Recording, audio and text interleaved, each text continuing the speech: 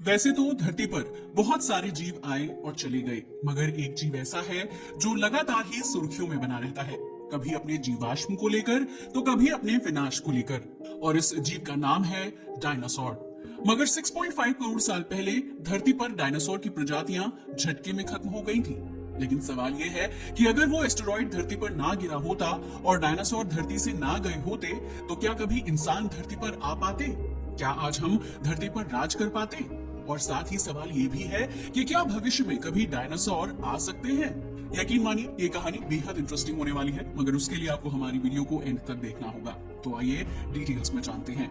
Dinosaur करोड़ों साल पहले धरती पर मौजूद थे, जिनके प्रमाण हमें आए दिन मिलते रहते हैं। इसका सबसे पुराना जीवाश्म हमें 230 मिलियन साल पहले का मिला है, जिससे साफ होता है कि डायनासोर धरती पर लगभग 230 मिलियन साल पहले यानी कि ट्रायसिक पीरियड में अस्तित्व में आए थे। इसके बाद ये जीवाश्म रिकॉर्ड में जुरासिक पार्क यानी 201 मिलियन वर्ष पहले से 145 मिलियन वर्ष पहले, और फिर क्रेटेशियस पीरियड यानी 145 मिलियन वर्ष पहले से 66 मिलियन वर्ष पहले तक जिंदा रहे।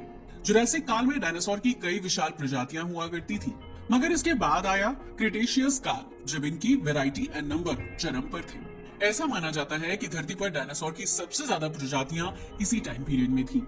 इसके बारे में कुछ फिल्मों में भी बताया गया है, जैसे कि जुरासिक पार्क मूवी इसी टाइमलाइन पर बनी है। वैसे ऐसा नहीं है कि इस दौर में केवल डायनासोर ही धरती पर हुआ करते थे। डायनासोर के अलावा बहुत सारे बर्ड्स एंड मैमल्स की प्रजातियां भी धरती पर जन्म ले रही थी, मगर इन सब का किंग डायनासोर ही हुआ करता था, क्योंकि वो एक ऐसा शिकारी था जिससे कोई नहीं बच सकता था। वो किसी भी तरह के खतरे से अछूता था, या फिर यूं कहें कि अगर प्रकृति ने इंटरफेरेंस ना किया होता तो शायद धरती का ये किंग कभी खत्म ही ना होता। दरअसल ये वो दौर था जब धरती का वातावरण नए जीवों की उत्पत्ति के लिए अनुकूल बनता जा रहा था। जुरासिक पीरियड के बाद यानी कि आज से लगभग 145 मिलियन साल पहले क्रेटेशियस पीरियड की शुरुआत हुई थी।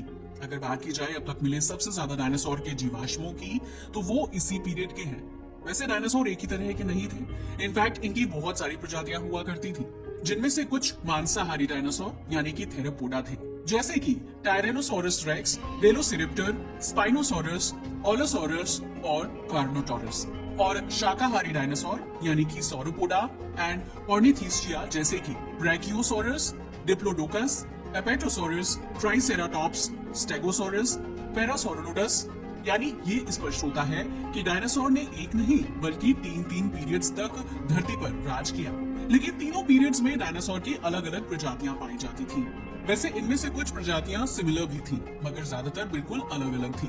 डायनासोर पूरी धरती पर राज कर रहे थे, मगर फिर प्रकृति ने हस्तक्षेप किया और धरती से एक विशाल एस्टेरॉइड आकर टकरा गया। इससे एक मास एक्सटिंक्शन हुआ। ये कोई मामूली एक्सटिंक्शन नहीं था, बल्कि बेहद खतरनाक था, क्योंकि धरती से टकराने वाला ये एस्टेरॉइड छोटा मोटा नहीं बल्कि बहुत बड़े आकार का था। इस आकार का अंदाजा आप इस बात से लगा सकते हैं कि इसका आकार माउंट एवरेस्ट से भी बड़ा बताया जाता है। तभी तो इस एस्टेरॉइड के टकराने से धरती पर 10,000 न्यूक्लियर वेपन्स के बराबर एनर्जी जनरेट हुई थी। अगर इस एस्टेरॉइड की बात की जाए तो इसका नाम चिक्सुलब एस्टेरॉइड बताया जाता है। इस एस्टेरॉइड का टकराना धरती पर एक बड़ी तबाही लेकर आया था। जैसे ही ये धरती से टकराया तो तबाही का एक खतरनाक सिलसिला शुरू हुआ, जिससे हजारों मीलों तक सब कुछ नष्ट हो गया। यही नहीं, समुद्र की लहरें 2 किलोमीटर तक ऊंची उठी, जिससे धरती पर भयंकर सुनामी आ गई। चारों ओर ज्वालामुखी फटने लगे, लगातार भूकंप आते रहे, जिससे अचानक धरती का तापमान बहुत गर्म हो गया। इससे कल तक जो धरती जीवन के लिए अनुकूल थी वो अब जलने लगी थी। धरती पर चारों ओर केवल धुआं ही धुआं था। ये धुआं कितना भयंकर था इसका अंदाजा इस बात से लगाया जा सकता है कि अगले 1 साल तक सूरज की रोशनी तक धरती पर नहीं पहुंच पाई, जिसकी वजह से धरती का तापमान बेहद कम हो गया, यानी कि धरती ने दोहरी मार सही थी। पेड़ पौधे तक इससे उभर नहीं पाए थे। 1 साल तक सूरज का ना आना कोई छोटी मोटी बात नहीं थी। पेड़ पौधे तो सूरज की ऊर्जा से ही जिंदा रहते हैं। सूरज की रोशनी ना मिलने के कारण फोटोसिंथेसिस की प्रक्रिया पूरी नहीं हो पाई और पेड़ पौधे नष्ट हो गए। और ये तो कुछ भी नहीं, एस्टेरॉइड के गिरने का असर बहुत लंबे समय तक धरती पर रहा, जिससे धरती की 3/4 आबादी पूरी तरह से नष्ट हो गई, जिनमें डायनासोर भी शामिल थे। अब डायनासोर का विलोपन हो चुका था, लेकिन अगर डायनासोर का अंत ना हुआ होता तो क्या होता? अगर डायनासोर धरती पर और ज्यादा समय तक जिंदा रहते तो क्या इंसान फिर भी जन्म ले पाते, या ये धरती डायनासोर के चुंगल में ही फंसी रहती? दरअसल इस पर वैज्ञानिकों के अलग अलग मत हैं। जिनमें से कुछ वैज्ञानिकों का कहना है कि अगर डायनासोर ज्यादा समय तक जिंदा रहते तो वो इतने बड़े आकार के ना होते। समय के साथ उनका आकार छोटा होता जाता। दरअसल 65 मिलियन साल पहले धरती पर ऑक्सीजन की मात्रा ज्यादा थी, जिससे जीवों का आकार भी ज्यादा होता था, जिसका अंदाजा इस बात से लगाया जा सकता है कि कुछ डायनासोर 100 फीट से भी ज्यादा लंबे और 150 टन तक भारी होते थे। इसके अलावा कुछ वैज्ञानिक ये भी कहते हैं कि अगर डायनासोर धरती पर जिंदा रहते तो शायद धरती पर इतने ज्यादा पेड़ पौधे कभी न उग पाते, क्योंकि कुछ डायनासोर हर्बीवोरस थे। तो अपने बड़े आकार के कारण वो सारी हरियाली को खा जाते और फिर वही होता जो हुआ, यानी पूरी हरियाली खत्म होने के बाद हर्बीवोरस डायनासोर विलुप्त हो जाते और धीरे धीरे कार्निवोर डायनासोर को भी खाना नहीं मिल पाता, जिससे बचे हुए डायनासोर भी खत्म हो जाते और बचे कुछ छोटे जीव भी। और इतना ही नहीं, अगर डायनासोर धरती पर जिंदा रहते तो शायद इंसानों का जन्म ही ना हुआ होता, क्योंकि आप तो जानते ही हैं कि चाहे इंसान हो या जीव जंतु, सभी एक फूड चेन से बंधे होते हैं। इसमें जरा सी भी दिक्कत आती है तो पूरा का पूरा इकोसिस्टम ही बदल जाता है। इस तरह से पूरी फूड चेन खत्म हो जाती और फिर ये डायनासोर भी खत्म हो जाते। ऐसा भी हो सकता था कि धरती पर इंसान या दूसरे जीवों की उत्पत्ति ही नहीं हो पाती, यानी कि क्रिटेशियस पीरियड के बाद भी अगर डायनासोर जिंदा रह जाते तो शायद आज इंसान का कोई अस्तित्व ही नहीं होता। हालांकि वैज्ञानिकों की एक कम्युनिटी ऐसी भी है जिसका ये मानना है कि अगर डायनासोर धरती के वातावरण के मुताबिक खुद को एडजस्ट कर लेते और इंसानों की उत्पत्ति भी हो जाती तो इंसान और डायनासोर एक साथ धरती पर मौजूद होते। दरअसल डायनासोर की कुछ प्रजातियां जैसे कि वेलोसिरेप्टर और ट्रोडोन बहुत ज्यादा स्मार्ट और इंटेलिजेंट थे। इन्हें अपने समय का सबसे बुद्धिमान डायनासोर माना जाता था। इनका दिमागी आकार बड़ा था और ये काफी समझदार भी थे। लेकिन डायनासोर भले ही कितने भी होशियार क्यों ना होते, वो इंसानी दिमाग की बराबरी तो कर ही नहीं सकते थे। हो सकता है कि इंसान डायनासोर को अपना शिकार बना लेते, क्योंकि इस बात को नकारा नहीं जा सकता कि ह्यूमन हंटिंग की वजह से बहुत सारे जीव धरती से विलुप्त हो चुके हैं और डायनासोर का भी यही हाल होता। इंसानों के हाथों ज्यादा डायनासोर मारे जाते, लेकिन अगर डायनासोर ज्यादा स्मार्ट और घातक होते तो शायद इंसानों का हाल कुछ ऐसा होता कि वो हमेशा छिपकर ही रहते और खाने की तलाश में ही बाहर निकलते। यानी अगर वो बेहद खूंखार होते तो शायद इंसान आज की तरह खुले में बाहर नहीं घूम पाते। डायनासोर की वजह से इंसानों का बाहर आना जाना मुश्किल हो जाता और पूरा जीवन ही छिपकर गुजारना पड़ता। दोनों ही पॉसिबिलिटीज हो सकती थी। या फिर ऐसा भी हो सकता था कि अगर डायनासोर जिंदा होते तो इनका इस्तेमाल युद्ध के मैदान में लड़ाइयों के लिए किया जाता, जैसे कि मेडिवल पीरियड में हाथी और घोड़े का यूज किया जाता था।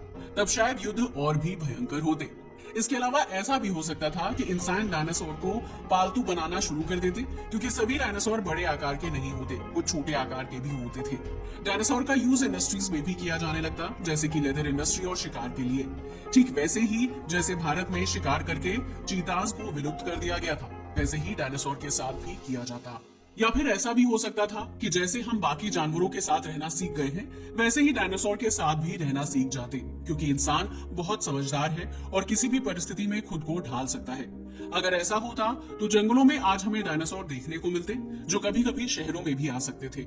हाँ, शायद उनकी संख्या घट जाती और फिर जैसे आज टाइगर कंजर्वेशन का प्रोग्राम चल रहा है, वैसे ही डायनासोर कंजर्वेशन का भी कोई प्रोग्राम देखने को मिलता।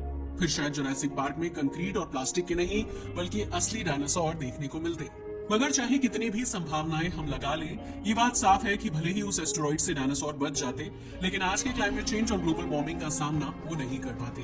वैज्ञानिकों का मानना है कि जरूरी नहीं कि एस्टेरॉइड की मार से डायनासोर की सभी स्पीशीज नष्ट हुई हो सकता है कि पानी के भीतर रहने वाली कुछ प्रजातियों ने खुद को सुरक्षित भी कर लिया हो। आज भी दुनिया में ऐसी जगहें हैं जहां तक इंसान नहीं पहुंच पाया है। शायद समुद्र की गहराइयों में डायनासोर की कुछ प्रजातियां अब भी जिंदा हो। इस संभावना से इनकार नहीं किया जा सकता। समय समय पर दुनिया के अलग अलग कोनों में डायनासोर्स जैसे जीव देखने की बातें सामने आती रहती हैं।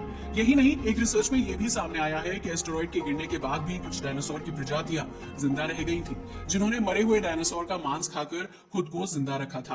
और आज जो भी रेंगने वाले जीव जैसे स्नेक्स, क्रोकोडाइल्स एंड लिजर्ड्स हमें नजर आते हैं, वो डायनासोर के ही वंशज माने जाते हैं। इसके अलावा जितने भी उड़ने वाले पक्षी हैं, वो भी उड़ने वाले डायनासोर के डिसेंडेंट्स माने जाते हैं। अब सवाल ये है कि क्या डायनासोर को फिर से जिंदा किया जा सकता है? यकीन मानिए, ये अपने आप में एक पेचीदा सवाल है, क्योंकि इस पर वैज्ञानिक ना जाने कितने दशकों से रिसर्च कर रहे हैं। डायनासोर को जिंदा करने की कोशिशें पिछले कई दशकों से जारी हैं।